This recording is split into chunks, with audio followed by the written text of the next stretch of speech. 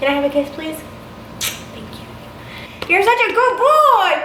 Oh my God. Okay, that's enough. Yes, I think I'm falling in love. I think I'm falling in love. I think I'm falling in love.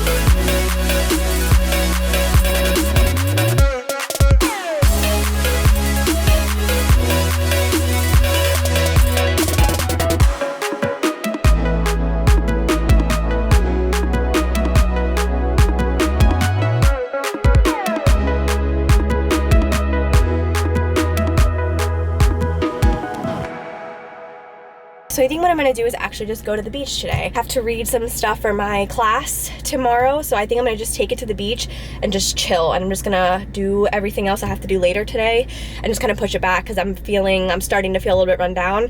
I felt like I was fine the other day and now I feel like it's worse. So I think I'm just gonna chill today. So we'll see what the day holds. Can we just talk about how adorable these pants are? Hey, Cuz. I got them for like $10 at Marshall's. They're like the cutest beach pants ever. I don't know if you guys can really tell. The cottony type, and they have this high waistband. They are so cute, and I kind of just want to wear them just so I can go to the beach. Your love is rated X. That means you're extraordinary.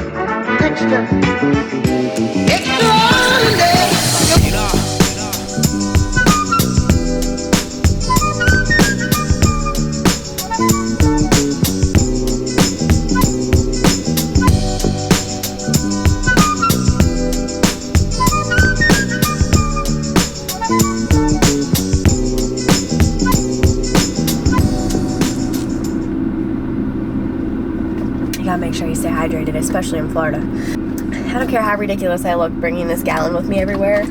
I am not gonna get dehydrated today. So anyways, there's this farmer's market that's right around the corner from this beach that I was at, and I've been there before. That's where I got those cinnamon chips I told you guys about. And it has like the cutest little farmer's market, and they have vegetables really cheap. If you guys have a local farmer's market, highly suggest going there. I would love to go to farmer's markets over like Whole Foods or anything, but sometimes you gotta do what you gotta do.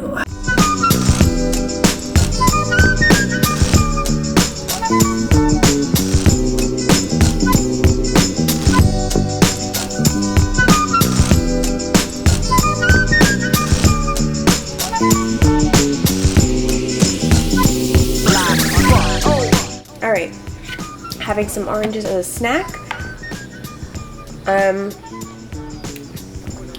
I'm going to make some lunch.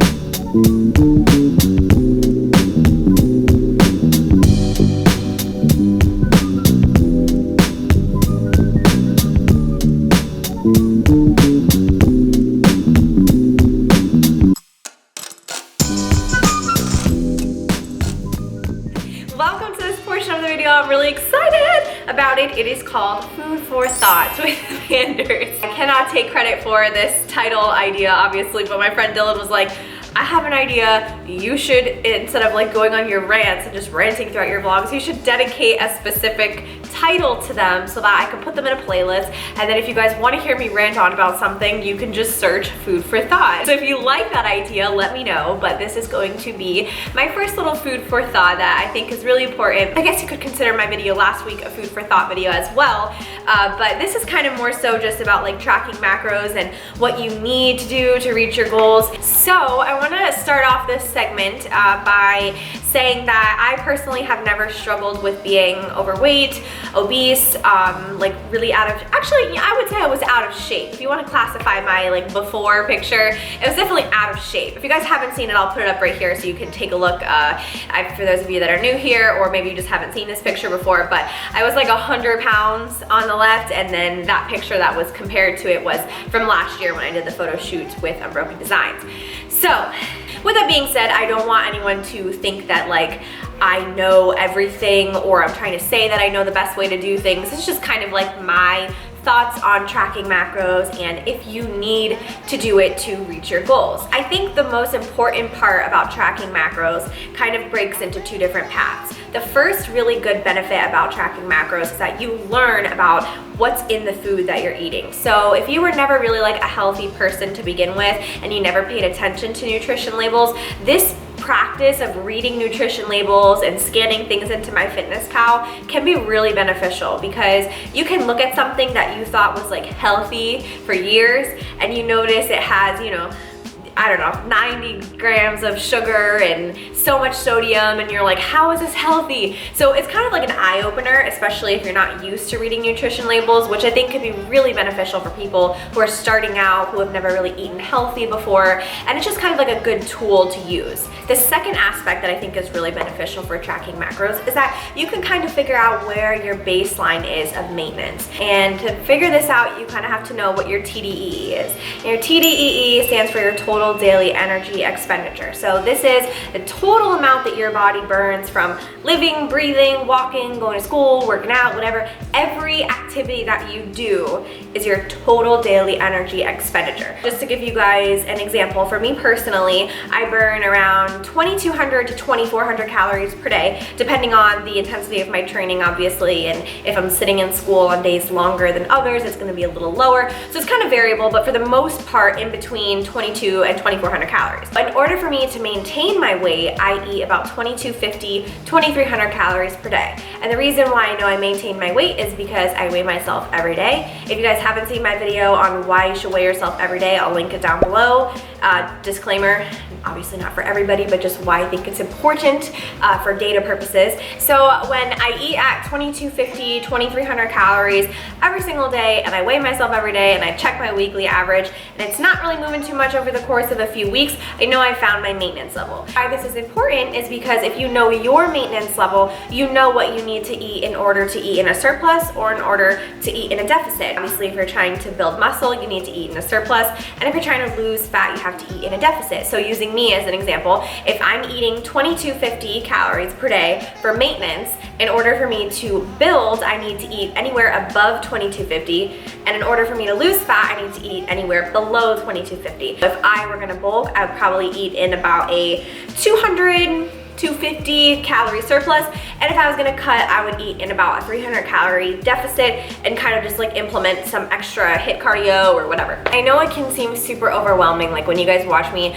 weigh things out or do math calculations and you're like, I can't do that, but you totally can. The only time I would suggest not doing it is if it makes you mentally like obsessive, or you feel guilty if you don't hit the specific gram that you're eating, or you just become obsessive with it and it's not something that you're enjoying doing.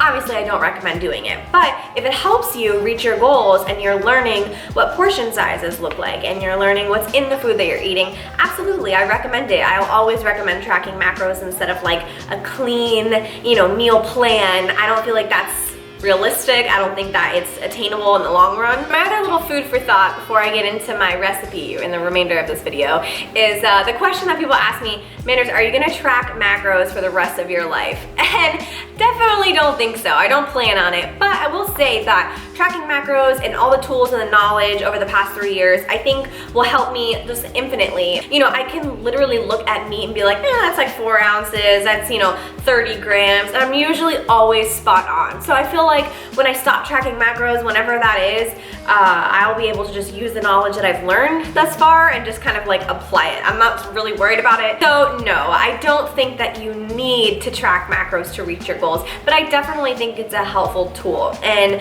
a lot of times I run into people who don't track macros and they'll say to me like, I eat really, really healthy and I'm not losing weight and I'm working out and this and that. And even though they're eating healthy, one of my favorite examples of this is like a serving of almonds, and it's 28 grams for a serving, or 1/4 cup. And most times if you're not tracking macros, you're not weighing out, on the scale, or you're not even scooping with the measuring cup, you're just pouring some almonds for your snack and you're thinking that it's super healthy. Fat has the most caloric amount per gram anyway. Fat grams has 9 calories per gram versus protein and carbs only have 4 calories per gram. So it's really, really easy to rack up calories eating like handfuls of nuts thinking that it's healthy. Obviously nuts have great benefits and it's definitely a good food, but it's really easy to rack up like 400 or 500 calories in nuts.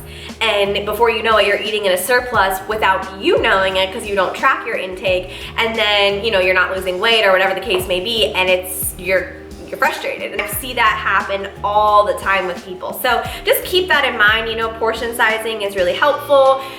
I don't want to say that it's necessary, but it's definitely a great tool to use. So that's just my little, 2 cents on it. So that is where I'm going to end today's video. I hope you guys enjoyed this little food for thought segment. If you did, definitely let me know. And if you have any other like suggestions or different topics that you think I could talk about, leave them in the comments below. I would love to hear your guys' opinions.